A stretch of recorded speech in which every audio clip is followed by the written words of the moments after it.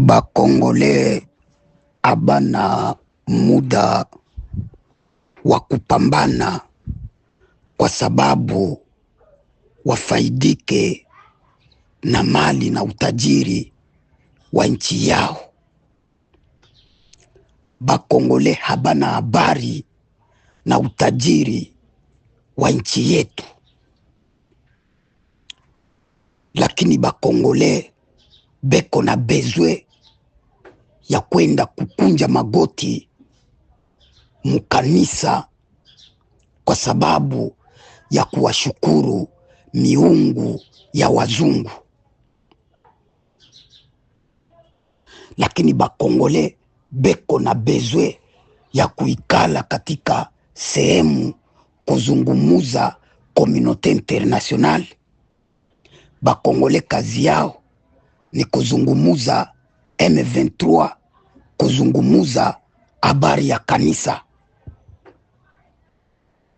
Hiyo ndiyo malengo ya dini. Hiyo ndiyo malengo ya wazungu katika vichwa vya Waafrika. Malengo ya dini ni kupumbaza mtu awe mjinga, asijitambue. Kutojitambua ni kwamba usijijue wewe una nini, usijijue kwamba wewe una nguvu kiasi gani, ubaki kutegemea kwamba kuko kitu ambacho kitakuja kukusaidia kila siku. Hiyo ndiyo mambo ambayo tuliotengenezewa na wazungu, tukapandikizwa katika vichwa vyetu na tukaona hiyo mambo ndiyo mambo ya lazima. Orke ni mambo ya kipuuzi na kipumbavu ambayo imekuja kuangamiza memoire zetu. Asante sana people Congolais, ni mie profete wenu, profete ya Kungu, komanda BBC Mobundeli ya Kungu, mulubeli ya Bakongolais. Asante sana mababu zetu, asante sana asili, asante sana milima yetu, mito na mabahari, jua linalotuangazia mwangaza huu. Tunashukuru pia udongo wetu wa bara letu la Afrika na mababu zetu. Asante sana kwa nguvu na hekima ambayo munaendelea kutuonyesha. Sasa Bakongole, leo napenda mujue kitu kimoja, ni kwamba mimi nimekuwa nikiwasikiliza, nikiwafata sana. Nasema kwamba kilicho nyuma ya pazia hamuwezi kukijua. Kilicho chini, kilicho nyuma ya dini ya kanisa, sirtu ndani ya nchi yetu, tuseme kanisa kwa sababu sisi wote tumelelewa katika huo ukoloni wa wazungu wa kanisa na Biblia, ambayo ni sumu kali katika maisha ya Mwafrika, ni kanisa na Biblia. Ndani ya nchi yetu ya Kungu, ukienda mukanisa, hautasikia mchungaji anakuhubiria utajiri ambao uko ndani ya nchi yetu. Ndani ya nchi yetu ya Kungu, hautasikiaka mfanya siasa anahubiria Wakongole kwenye majukwaa kwamba nchi yetu ya Kungu ina uwezo wa kusaidia nchi zote za dunia. Maana yake ni kwamba dini ni sisteme ambayo ilitengenezwa kwa sababu ya kutawala watu, kuwapandikiza watu ulemavu wa kufikiri. Na ndiyo sababu ya mimi kuongea na Bakongole kila siku. Wakongomani ni walemavu, walemavu wa mwili, walemavu wa kufikiri, walemavu ambao hawana uwezo wa kujua kwamba nchi yetu ya Kongo ni nchi kubwa, lakini Wakongomani walipandikizwa kwamba France, Belgique, Etats-Unis ndio mataifa kubwa. Orke ni uongo. Hakuna mchungaji ambaye anaweza kukuhubiria kwamba nchi yetu ina uwezo wa kusaidia watu wengine, lakini ana uwezo wa kukuhubiria kwamba wazungu wataleta misaada. Kuna misaada itakuja kutoka wapi? Kwa wazungu ambako kulikotoka Biblia na kanisa. Sasa hii ni pigo kubwa, lakini kwa kuwa sisi tumebaki na busara na hekima, ndiyo kwamba tumesimama na tunasema kwamba uongo unatembeaka haraka, na watu waongo ndiyo wanaomiliki ulimwengu kupitia kanisa. Kanisa ni danger kwa mtu mweusi, sirtu ndani ya nchi yetu ya Kongo. Naendelea hapa. Kanisa ni danger, kanisa na Biblia. Hawa watu wana mambo maovu. Mimi hauwezi kunidanganya kuhusu kanisa, kwa sababu nimezaliwa, nimelelewa katika kanisa, na najua mtu ukiwa askofu unapitia etape gani. Najua siri za kukanisa, najua uchafu wote wa hawa watu wanaofanyaga. Kwa hiyo wewe usitake kuja kwangu kuniambia kwamba wewe ni mchungaji, unasoma Biblia, unafanya hivi, uje unitishie kwamba Yesu atakulaani, sijui kuna Yesu atakuchoma. Mimi najua, naelewa wewe gisi uko wapo, na yeye kule, na yule kule. Nyinyi wote ni watumwa. Hamuna uwezo wa kunifanya chochote, kwa sababu najua kuliko unavyofikiri, na ninajitambua kuliko unavyonitambua wewe, na ninaijua Kongo kuliko unavyopumbazwa akili kwamba kwenu ni mbinguni, utajiri wako huko mbinguni, ambapo ni uongo uliotengenezwa na wazungu wakakuja nao Afrika kutumilikisha kwamba kuko Yesu anaikaa katika kiti cha enzi iko kule mbinguni, anawasubiri kwamba mutaenda kunywa bahari ya pombe kule mbinguni. Aseme kule mbinguni kwenu kuko paradiso. Huo uongo hauna njia kwangu, kwa sababu nilishakapita huko, nilishakavuka hiyo mipaka yote, na mpaka leo niko huru. Unajua huru, niko huru kimwili, kiroho na kiakili. Sasa wewe kama uko na Biblia yako unafikiri kwamba una uwezo wa kipumbavu ambao unaweza kuja kuniaminisha mimi kwamba niamini, kwa sababu mimi neno kuamini nalijua. Kuamini ni nini? Kuamini ni kitu kisichoonekana, kitu ambacho hakina msaada, kitu ambacho hakiwezi kutatua matatizo ya watu. Ndiyo maana ya kuamini. Sasa mimi napenda kulaumu dini, kanisa na Biblia ndani ya nchi yetu, na nawalaani kwa nguvu zote za mababu zetu, na mtashindwa ndani ya nchi yetu. Ni kwamba mimi ni mtu mwenye busara sana na hekima. Ni kwamba ninapoongea maneno uwaga sijifichi na siogopi, kwa sababu niko huru.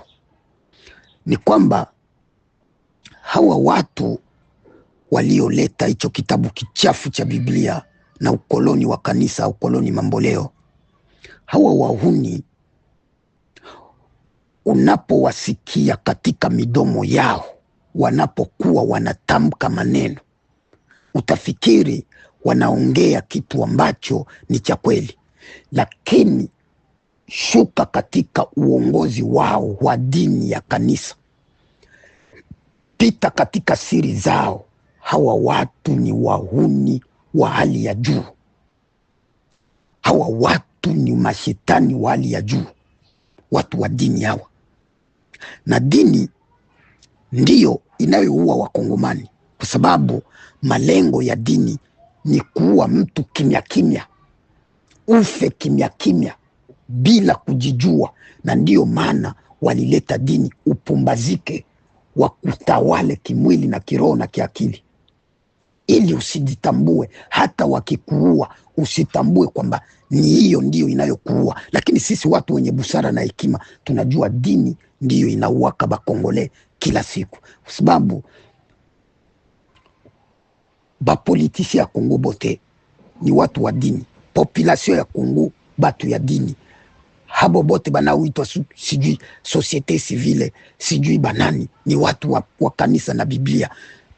Habo bengine batuchi benyebe kona kuja Rwanda bote ni batu ya dini. Sasa hawa watu ndio wanaoua Wakongomani. Cela veut dire que kitabu kichafu cha Biblia na kanisa ndicho kinachotesa Wakongomani. Sasa nilisema nini? Nilisema hivi, Kongole hana bezwe na hana muda huo, hakwaki na huo muda wa kuzungumuzia nchi yake ina utajiri wa namna gani. Hana huo muda. Ni kwa sababu alipumbazwa akili na dini na siasa, na ndio maana nguvu ya Wakongomani ni kutetea wafanya siasa, kutetea dini, lakini kutetea maslahi ya nchi hawana huo muda. Sasa sisi watu wenye busara tunakuja kufungua njia, kwa sababu ndio malengo ya mababu zetu, ndio malengo ya basentre yetu na milima yetu. Ni kwamba sisi tutatengeneza njia na bakongole batapita mwile njia ambayo tutaitengeneza. Sasa basi, nalomba nimalizie hapa chini. Mimi sina huo muda, sina muda mchafu wa kusema kwamba mie profeti ya Kongo nikuje hapa nianze kusema kwamba niende huku nipigane na batuti, sijui batuti balikuja huku, sijui banakuya kutuvamia. Unafikiri mimi profeti ya Kongo sijui kwamba kinachoendelea ndani ya nchi yetu ni kitu ambacho kilitengenezwa? Unafikiri kwamba vita ni kitu ambacho kinakujaga chopeke? Vita ni kitu ambacho kinatengenezwa na watu wa dini, watu wa kanisa au watu wa misikiti, ndio wanaozalisha maovu ndani ya ulimwengu. Sasa basi, kwa kuwa nyinyi mnakataa ukweli, na niwaambie, hakuna Mungu aliyeleta dini, hakuna Mungu aliyeambia watu kwamba tuunde kanisa na Biblia ili tumujue Yesu au Mungu kupitia kanisa na Biblia. Hakipo hicho kitu, ni uongo mtupu, ni uongo mtupu. Sasa basi, mimi nawaambia kwamba, nawaonya na nawaambia ukweli kama profeti wa nchi ya Kongo. Mimi siko profeti wa kanisa na Biblia, siko huko. Mimi ni profeti wa nchi, na nikiongea maneno yangu ukiifata vizuri, lazima matatizo itakaa mbali na wewe. Mimi nilishakabambia habo bote ba mai kwamba tuko napigania nchi, sie njo bazaleni. Hakuna kitu pale, hakuna kitu pale. Zile ni takataka ambazo zimewekwa pale kwa faida ya watu wa nje ya nchi. Bale bote ba mai benye beko pale. Unajua kwa nini hawawezi kwenda Uvira, Bukavu, kulibere Bukavu na Goma? Kwa sababu mimi hichi ninachokiongea ndio kweli, kwamba bale ba mai beko pale kwa sababu ya maslahi ya bapatro yao benye beko juu yao. Kwa hiyo niseme tu kiufupi, siasa na kanisa ni umafia, ni ba mafiatere, ba mafia, batu ya mafia. Yani munafikiri kwamba labda kuua profeti ya Kongo kwamba ndio munabadilisha kitu? Hayo naweza nikasema ndiyo mawazo ya watu waliopumbazika akili, kwamba wanafikiri kuua ndiyo kumaliza tatizo. Unajidanganya bure. Unajidanganya bure. Mimi Profeta Yakungwa, hata ukiniua unajisumbua. Hata ukija kwangu unabeba kila kitu, haujafanya kitu chochote, kwa sababu naelewa, najitambua, naishi katika ukuu na makuu ya ulimwengu wa kiroho wa mababu zetu. Sasa basi, napenda kumalizia hivi, na waomba vijana wa nchi yetu, asili ndiyo Mungu. Mungu anapatikana katika asili, siyo kanisa. Kanisa na Biblia ilitoka kwenye asili. Nimemaliza. Ukitafuta asili, ukitafuta ukuu na makuu ya ulimwengu, hautategemea chochote. Hata siku yako yenyewe utakufa, utajua. Hata siku ambayo ukitaka kutembea, utaambiwa leo sio siku ya kutembea. Huyo ndiyo Mungu.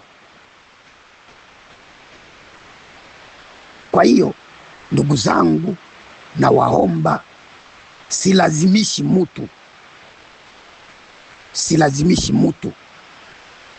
na waomba murudi katika asili, ili mujue, mufaidike na mali